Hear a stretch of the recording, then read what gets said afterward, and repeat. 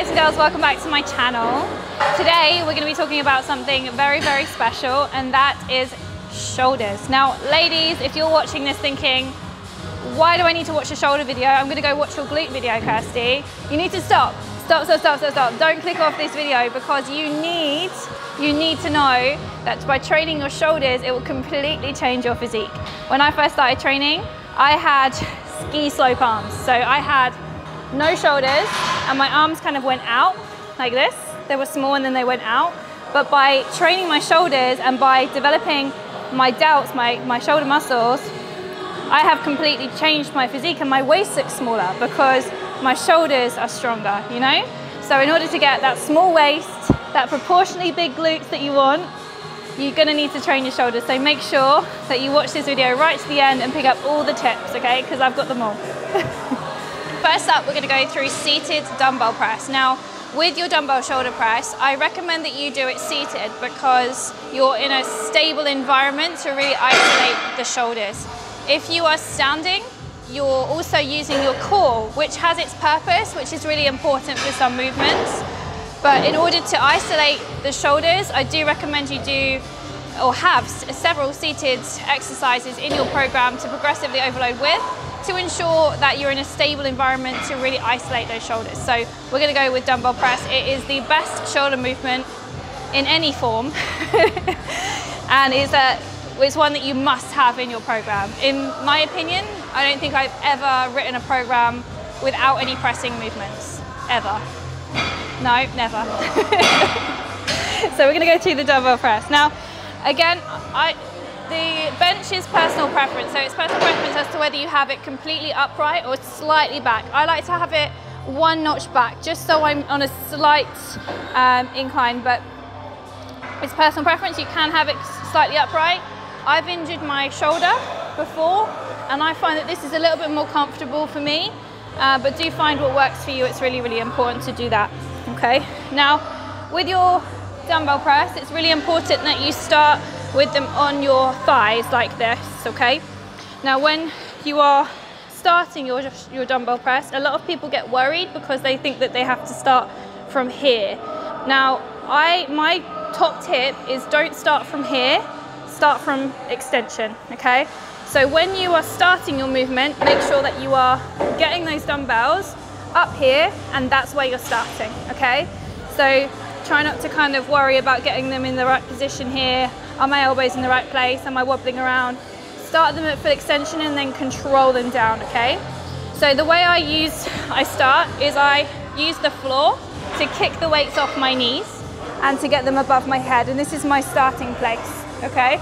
If you're starting from here, can you see how much harder that is for me to get into position? It's a little bit awkward. Whereas if you use the momentum, you get them up here, you're starting in a really nice, strong, stable place for your press, okay? So what we're gonna do is we're gonna make sure, I've got a mirror in front of me so it's pretty easy to see. I'm gonna make sure my head is back on the headrest because that's what it's there for. And we're gonna make sure that both arms work equally. We're gonna make sure that we're bending the elbows and bringing those elbows in line with the shoulders, and then taking a big out breath, big press up to the start, okay? Both come down and control that weight, big breath out. Feet stay on the floor. Can you see that my elbows were slightly in front of me? They weren't completely flat. And this is because when you're bringing the elbows back too far, you're also stretching the chest, which is not what you want to do. It's not a very comfortable position for the shoulder, so you want to make sure they're slightly in front of you.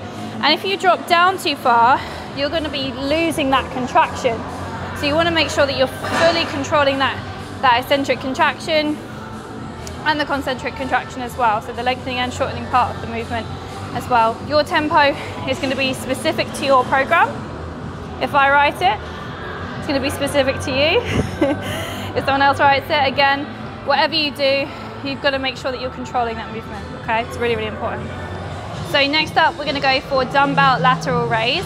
Now, lateral raise is one of those movements which I like to program different variations into your workouts. So for example, we've got lean away lateral raise, we've got cable lateral raise, we've got so many different variations for this exercise. also seated. We're going to do the standing version. I love the standing version. I find that it's a really great exercise to just be able to watch yourself in the mirror, to be able to really perfect your form with. If you've got good core control, it's not a problem to do it standard. And it's also really great that you can see yourself in the mirror as well, because often a lot of people do this exercise a little bit incorrectly. So I'm just going to give you a couple of pointers before we start our lateral raise. Now, as I mentioned, when we're seated doing our dumbbell press, it's a nice stable movement and we don't have to use the core, we don't have to think about it. But with this movement, we've got to make sure that we've got a nice, strong, stable base in order to isolate the shoulders. Now, if you get this wrong and you start shrugging, you're going to start to work your traps, which isn't pretty, ladies. You don't want to just train your traps and not your shoulders, trust me. We're going to need to make sure that we're just really isolating the shoulders equally, okay? So with this movement, I either like to stand with both feet on the floor, or I like to stand with one foot in front of the other, okay? This is also fine, but you want a nice stable base, so wherever you feel most grounded. Now, sometimes I stand like this, sometimes I stand like this, I think. But as long as you're nice and stable, it's absolutely fine. Now, your dumbbells are gonna start down here. They're in front of your body, and you're gonna hold them with a neutral grip. Now, as they travel upwards, they're going to be slightly in front of you, and your elbows are going to stay at the angle that they started at. But when you get to the top, you're going to imagine like you're pouring something. So your little finger is going to come up higher than your thumb, okay? So as you're raising, your little finger is going to be higher than your thumb. And you should get this lovely slight bend in the elbow. Now, you might see some people doing this, which is technically absolutely fine, but I prefer to lighten the weight a little bit.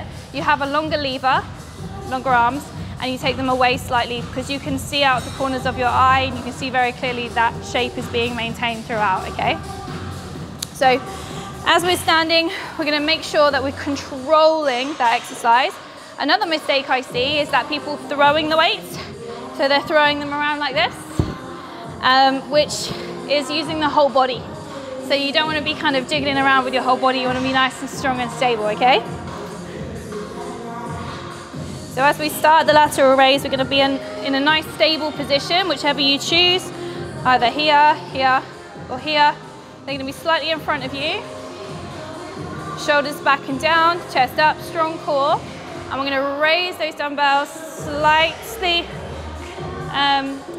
making sure that we're just slightly rotating them at the top. Okay, keeping the shoulders down.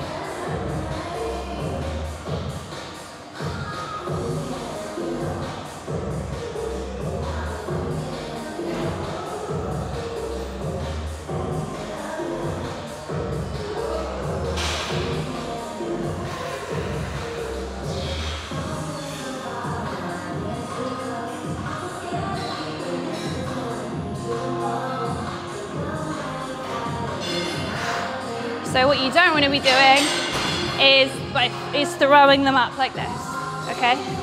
So we don't want to be putting the whole body into it. We need to be controlling that movement. Okay, so our third exercise is cable front raise. Now we're going to be using a rope for this movement. First of all though, before we get into the movement, I just want to talk to you a little bit about form failure and if you are struggling with your last few repetitions. Now if you're struggling with your last few repetitions, and your form starts to go a little bit, it's not textbook perfect, it's okay, but your first rep should be perfect, and you should make sure that you're working towards a perfect rep range, okay? So don't worry if your last few repetitions you're failing, and make sure that you get your form perfect, especially when you are first starting out, okay? So we're gonna be using the rope, and we're gonna be standing this way around. Now, we're gonna be using a neutral grip. This is neutral grip, okay? I love a neutral grip for a front raise. I think it's awesome. Even when I'm using my dumbbells, I tend to come slightly to neutral, and it's awesome. So I love this movement. So the rope's going to be between the legs, and our starting position is going to be here, okay? So in neutral base. We want to come slightly forward, so we're not going to be crashing the weights behind us, keeping the core nice and strong. Now what we're going to be doing is we're going to be raising the arms forwards, parallel to the floor, controlling that movement, back down to the starting position, okay?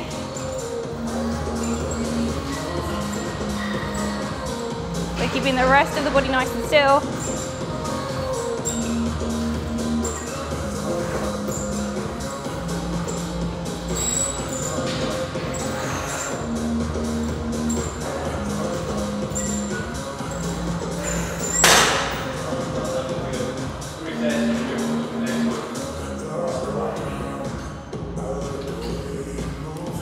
Okay, so much like the lateral raise, we've got to make sure the body is nice and still. You don't want to be putting yourself into that movement, you know, you don't want to be throwing your body into that movement.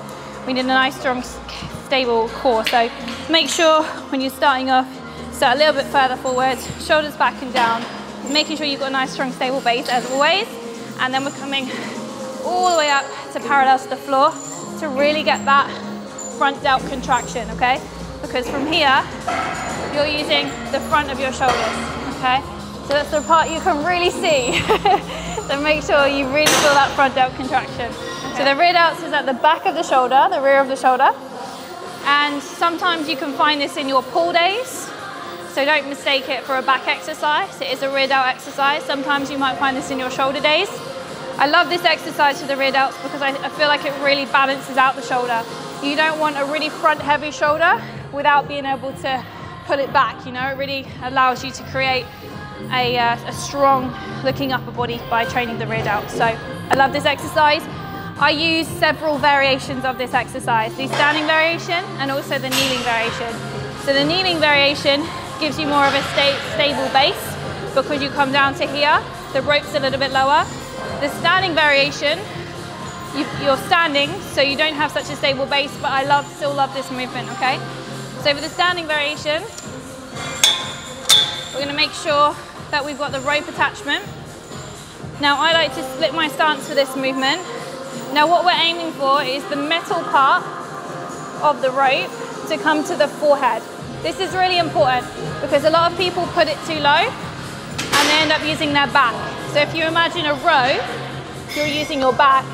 So to use the rear delts, we need to keep the elbows high and aim for that metal part of the rope to come to the forehead, okay?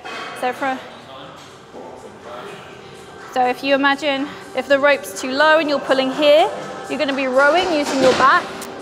If you're using the rope and it's nice and high and the elbows are up nice and high, you're gonna be targeting the rear delt. If you've got someone with you and you're training with someone, get them just to touch your rear delts, because I often find that it helps the mind to muscle connection if you've got someone really, you know, helping you to point out this very small muscle, because it is a very small muscle, so you might find it difficult to begin with, okay? So we're gonna go for the pull.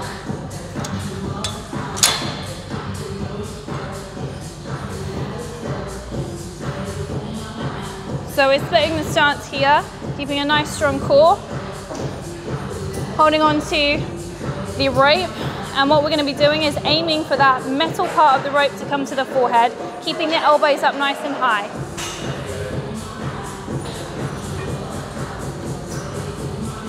The rope will separate at the top.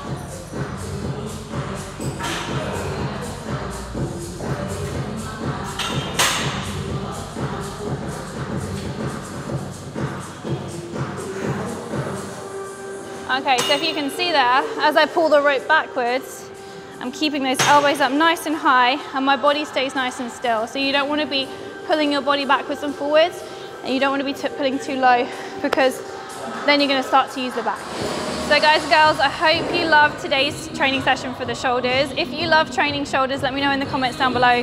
Has it been a game changer for you, training your shoulders?